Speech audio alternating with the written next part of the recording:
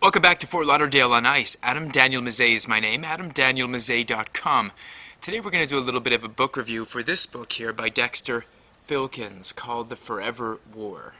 The Forever War. This is a journalist who spent a considerable amount of time in Iraq during the early days of the invasion back in March of 2003.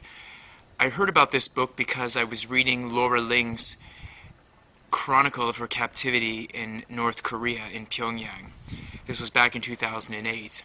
She had been imprisoned for illegally crossing the Chinese-North Korean border under journalistic pretenses. And when she got back to the United States and she'd reunited with her family, and she's had a considerable amount of time to kind of reflect on her experiences in North Korea, she picked up this book. This was the book that was on her desk. It's a considerably thin book for something that probably has a lot of gravitas.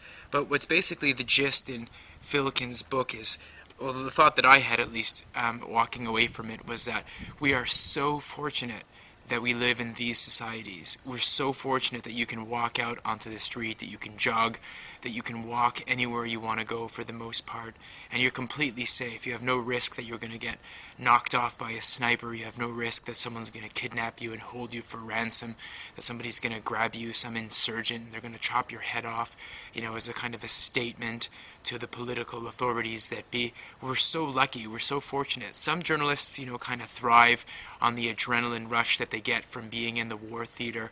There are lots of accounts of that, guys that had flocked to the former Yugoslavia back in the early days of that particular conflict during the 90s. There's a lot of accounts of people who basically jump around the world, war surgeons and such. Jonathan Kaplan is another one, The War Surgeon's Diary, and things like that. There are other books, for example, I Love My War, How I Miss It So. I can't remember the name of the author. It was the book that was the source material for The Hunting Party. The Hunting Party starring Terrence Howard and Richard Gere. But there's a lot of journalists who get off on this kind of a thing. And I could remember a time, when I graduated from school, that I had a mind that I actually wanted to become a journalist in conflict zones. There was a time when I had thought about it quite seriously. And given the kind of lifestyle I was leading and the fact that I was kind of traveling around quite often and I was living in all these different places, that it kind of made sense because I had an ability to kind of get myself up to speed very quickly. Once I hit the ground running. I kind of got to know my bearings very quickly. And still to this day, when I go to new places, I'm pretty good at figuring out where I need to go, where I should go, and how I get around. It's something that I guess I have because I've traveled around the world, so I just kind of got used to it. And that's pretty much the hallmark of the war journalist. And I was brought back in my mind to a lot of that to those kind of thoughts as I read through Dexter Filkins' book. And of course I had my thoughts in my mind of Laura Ling in California, the journalist for Current TV. I had a lot of thoughts about Laura and her experiences when she was locked away in that room in Pyongyang as, accused of being an American spy for crossing the border illegally into the Hermit Kingdom.